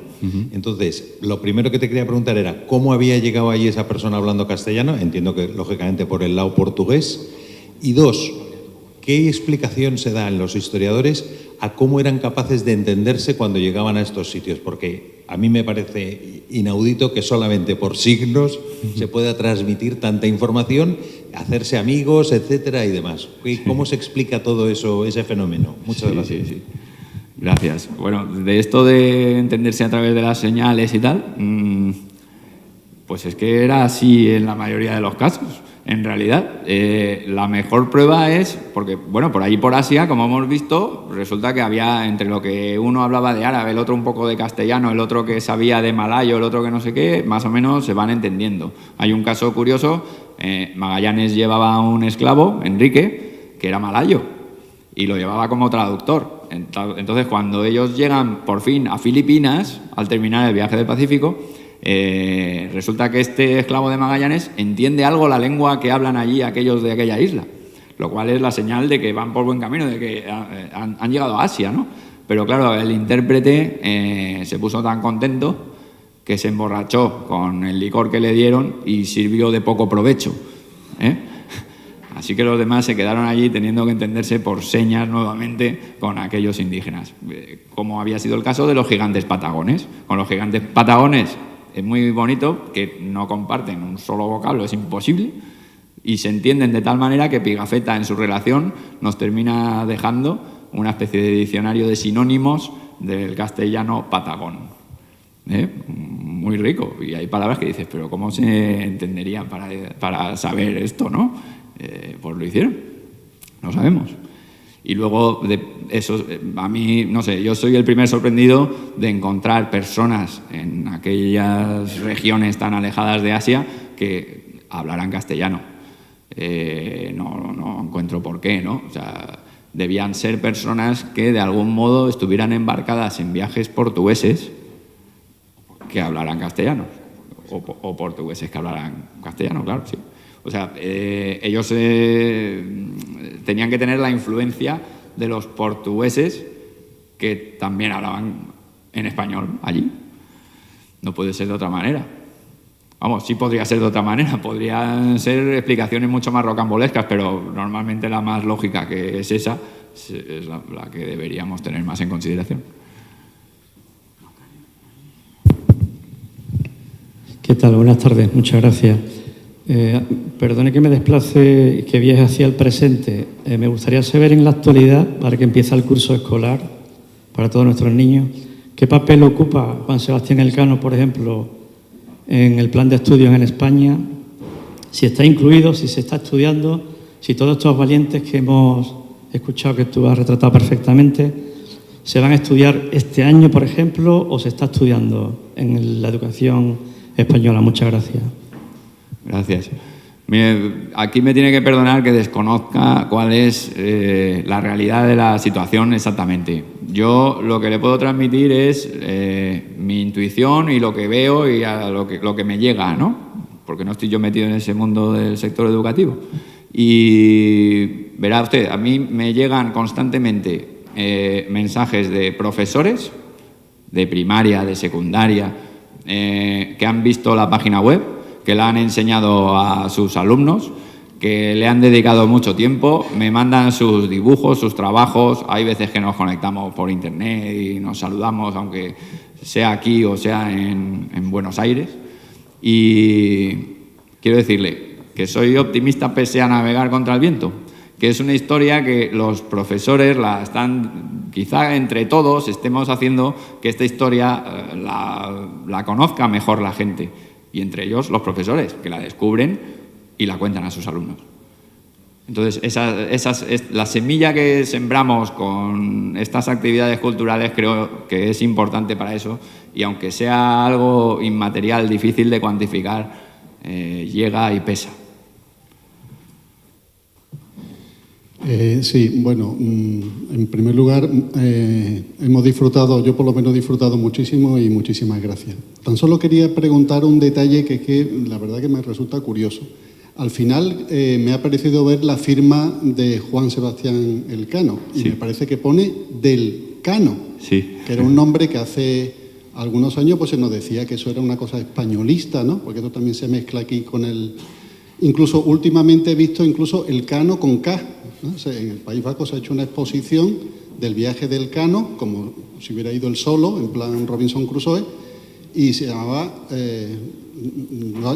Juan Sebastián, creo que no lo han traducido al euskera, pero pone el Cano con K. Entonces, la pregunta ¿es científico llamarle el Cano? O sea, ¿responde esto a alguna razón? ¿O cómo podemos llamarlo? O por lo menos, ¿cómo solucionar este caos terminológico? Pues verá, es un problema que viene arrastrado de siglos, porque él, como vemos, firmaba del Cano, pero las referencias a el Cano que vamos a encontrar un par de siglos después, y sobre todo ya en el 19, que es cuando se empieza a escribir sobre esta historia, ya va a ser siempre como el Cano. Entonces, de tal manera, se fue montando un lío en el siglo XIX acerca de esta cuestión, y a primeros del siglo XX la Real Academia de la Historia tuvo que emitir una nota en la que dictaminaba que el nombre correcto del capitán era Juan Sebastián de Elcano. Ahora bien, yo no tengo claro si la gente de entonces de la Real Academia de la Historia había llegado a ver la firma manuscrita del capitán. Porque creo que con ello zanja la cuestión. O sea, la manera correcta de referir al Cano no tenía que haber sido en ningún caso diferente a la que él mismo utilizara, ¿no? Pero es posible que esa imagen que hoy tenemos en Internet, todo tan fácilmente accesible, eso antes no ocurría, desde luego. El testamento del Cano, que es uno de los documentos que le aportan, no se conocía, y lo normal es que las personas que investigaron este viaje en el siglo XIX y previo no vieran nunca la firma autógrafa del Cano. Y como por otro lado, también en el siglo XVI, el Cano firmaba así, pero cuando el rey le contesta le dice del Cano. Todo junto. En el siglo XVI eso ocurre muchas veces, ¿no? A Espinosa le pasa lo mismo. Tú lees el nombre del capitán Gonzalo Gómez de Espinosa y te vas a encontrar muchas veces que dice de Espinosa. De manera que tampoco se puede, yo creo que en esto, ser demasiado estricto. Es un tema que nos ha llegado como el Cano, pues ya está. También es un legado de nuestros abuelos, ¿no? También en eso tiene algo de valor. Y ahora sabemos que su firma es del Cano. Bueno, pues tenemos, creo que, libertad de llamarlo como queramos, ¿no? Sí.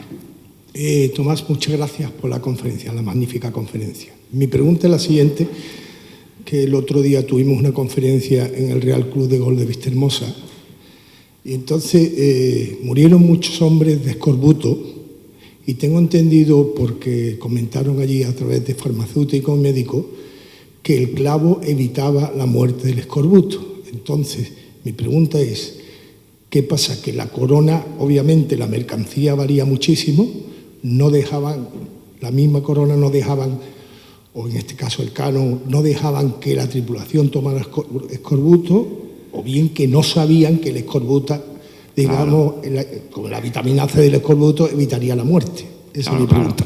No, lo desconocían, claro. De hecho, es que el escorbuto era una enfermedad prácticamente desconocida. El escorbuto se había tenido noticia de él por primera vez en el viaje de Vasco de Gama. Era como una cosa extraña que había sucedido en ese viaje. Y ahora de repente se lo encuentran ellos aquí en el Océano Pacífico. Nadie sabe reaccionar ante eso. Se frotaban las encías con orines y les suponía un remedio, además, les aliviaba. Pero no llegaban a saber cuál era la fuente del mal. Y el clavo no les dio por abrir los barriles en los que venía el clavo también sellado por otro lado. Y no se dieron cuenta de que comiendo clavo les habría aliviado la enfermedad.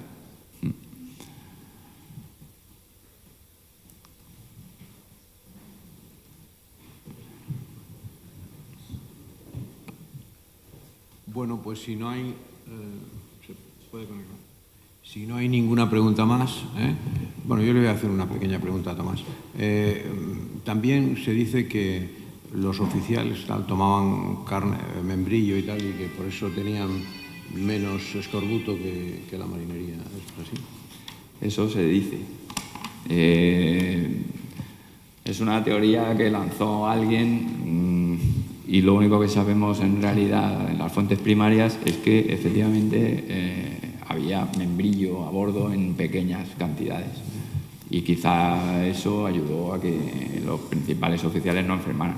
Pero el Cano estaba enfermo cuando llegó a Filipinas, murió el piloto vasco-gallego, o sea, no solo murieron gente de la marinería y tal, sino que lo pasaron mal muchos, ¿no? En fin, que pese al membrillo no les fue fácil a nadie, yo creo.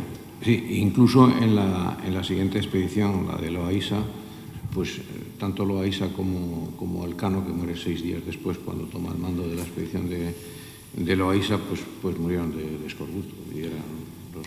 Eso es algo, lo del escorbuto es posible, que fuera por escorbuto por lo que terminara muriendo el Cano y Loaiza y mucha otra gente, ¿no? Rodrigo Bermejo, en fin, la oficialidad de la expedición de Loaiza termina muriendo en una especie de epidemia rara, porque afecta a los principales oficiales y en esa nao llegan a las Molucas más de 100 personas.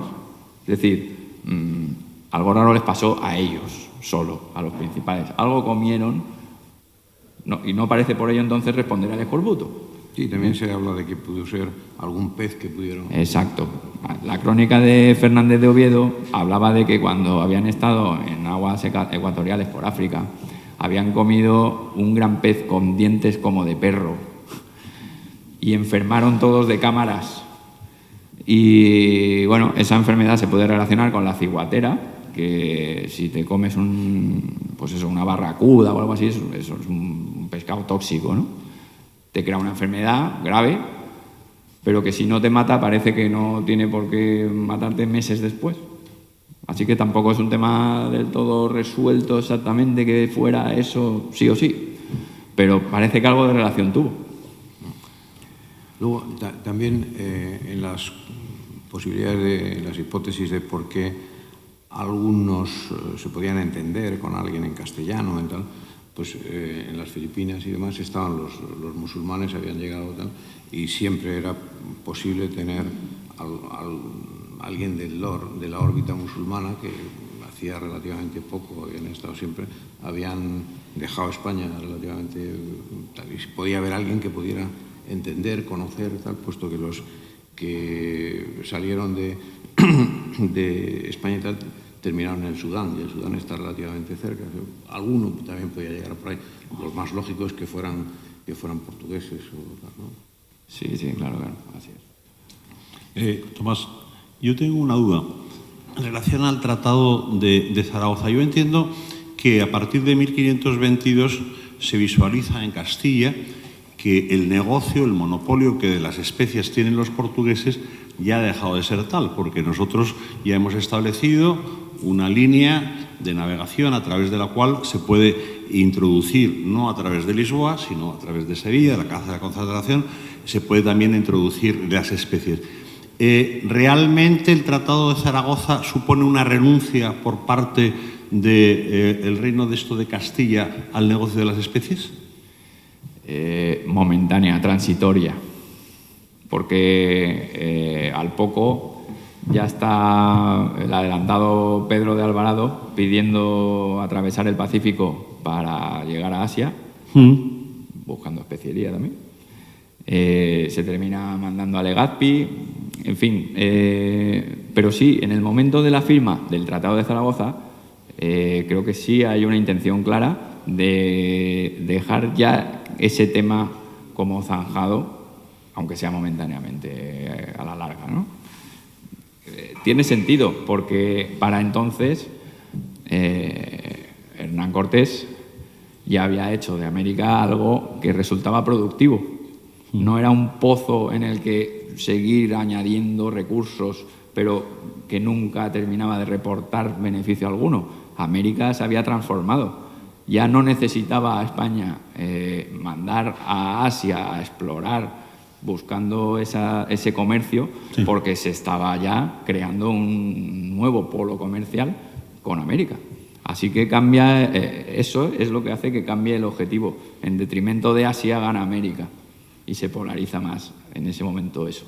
Pero cuando ya se está implantando en América Cortés y toda esta gente, se recupera esa voluntad de nuevo volver a Asia.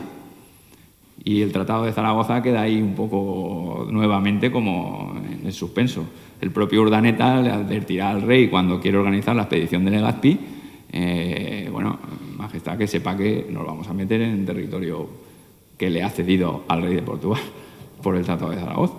Y aún así van las Filipinas, ¿no? O sea que las Molucas son reconocidas como territorio portugués por el Tratado de Zaragoza. Quizá al revés. Son reconocidas como territorio castellano que Castilla alquila a Portugal. Digamos que las empeña. Portugal paga 350.000 ducados a Carlos I por la posesión de las Molucas, que será, si devuelve el dinero Castilla, recupera la posesión de las Molucas en el momento que quiera. Hay unos números que se dice que un ducado equivale a 500 euros actualmente, ¿no? Para hacer los números de los 350.000. ¿no? Y luego una cosa, se ha nombrado de pasada, pero yo creo que también es importante recordar, ahora que estamos hablando del Cano, que Urdaneta en el viaje de Loaiza es como una especie de ayudante o de tal del Cano, y entonces pues es también como o sea, la figura del Cano influye mucho en la de Urdaneta, y Urdaneta es el que descubre el tornaviaje, que es una de las cosas fundamentales, ¿no? Es una historia bonita esa, porque Urdaneta es un muchacho joven, vasco, que conoce es el Cano que regresa a su tierra cubierto de honor y de fama, ¿no? Y quiere embarcar con él en la siguiente expedición, en el viaje de Loaiza.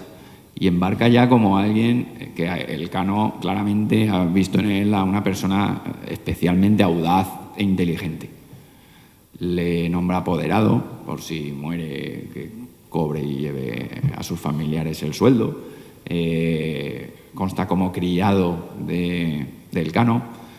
El profesor Romero Tallafigo sostiene que es Urdaneta quien escribe físicamente al dictado el testamento de Magallanes, ahí del Cano, de tal manera que se convierte en su discípulo aventajado. Y qué curioso, qué bonita casualidad, que Urdaneta, años más tarde, siendo ya fraile agustino, sea la persona que termina encontrando la manera de volver de Asia a América.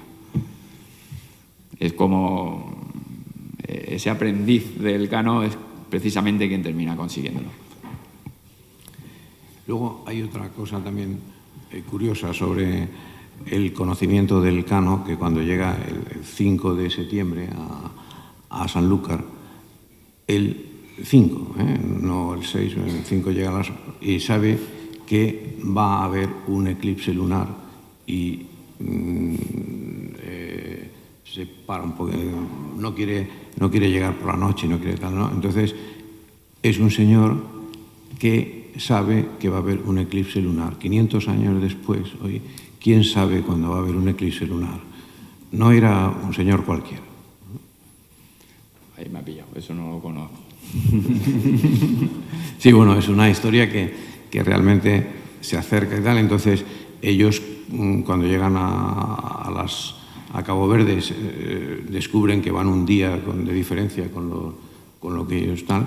Entonces, pues los conocimientos de astronomía, por supuesto, fomentados en este viaje, que era muy necesario, pues le hacen saber que va a haber un eclipse, y entonces, como tienen miedo a la entrada de unas barras que pueda haber y tal, no quieren entrar por la noche en las condiciones que vienen y esperan a la luz solar del día 6. Práctico del puerto. Y eso también nos basaba para hacer esto el 5, no el 6.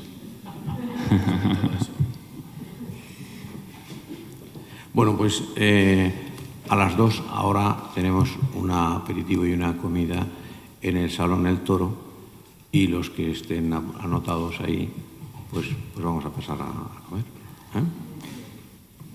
Bueno, yo creo que...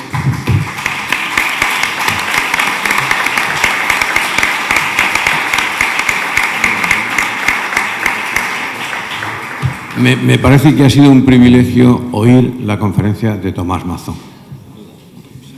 Muchas gracias, y gracias a todos por venir.